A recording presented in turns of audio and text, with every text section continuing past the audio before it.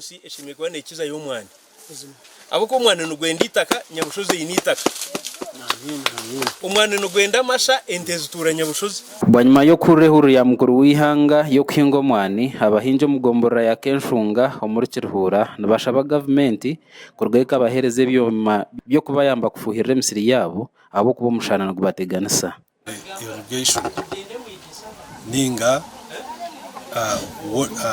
water fed irrigation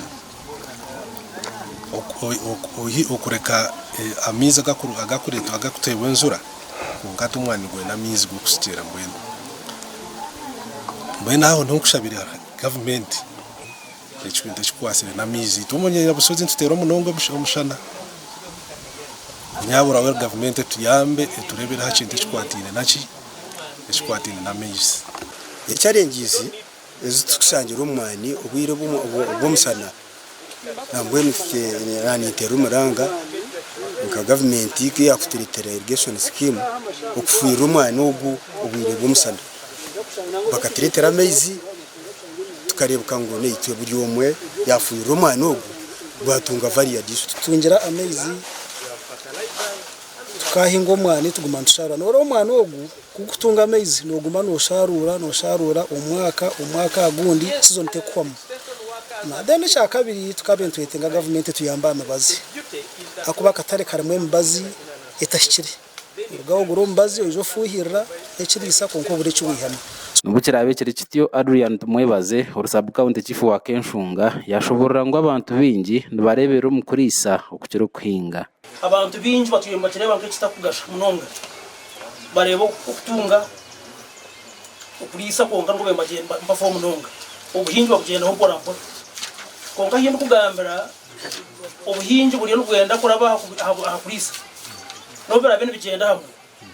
konka abantu abahingi ninda bari mbirukanga bazarevendisho omuringo ngo gumwe abashomesibwe aho kuba kubasa kwetantara endwara z'omwani kubanza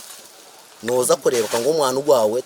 tubagwikiriza kuza mu mwata nekintu kikubasa kubiko bukoko kikabuhereza oburaro na nebyo kurya azaruka kunda bukateganisa omwana ugwawe echa kandi noza kureba ngo omwana ugwawe at least burukora bahena ku 14 ningashwaremirwe burukwezi norabya mwombazi go bukoko ugarukora bya mu kijumusa icyo nkiza kuyamba bukoko bwaragamo bashanga omwana ugwino rujumara hango kandi ugwino buremeza burukwemarira Oriyo munyeshengero wa Nyabushozi honare Wilson Kajwenge yashoborera ngo Kiruhura n'abahingi b'omwana bingi kandi abahingi sabayo ni bake abahingi ni bingi bona bija baba baroho so abo nabo nubakoze subwa koro kubeta hati kinorebe iki n'ikigombe cy'abahingi so nikiborobera okukora n'ikigombe cy'abetereine omwanya gwo kugenda ha muntu so nicyo ndikugerera irakariya hamwe nirakaruru kuyamba no rukutungura ikitreka ogu yayongera yagira mu government yahereze kuretaho irrigation scheme ahari burumuruka kandi egi neza kwebwa buri muhingi kugira ngo abahingi abandi bashomereho so government ya NRM erechere program ya micro scale irrigation nibaronda mu abahingi omuburi burumuruka ngo abantu bashomereho konke kigenderwa no kugira ngo buri yomwe wena ahikwa amezi ecyetengo cyanje okorekwa kwanje omuri Nyabushozi nukuha ombikwatirine no kuhinga hamwe no kurisa kiziba cyarwa bigemano cyetorerwa abahingi n'abarisa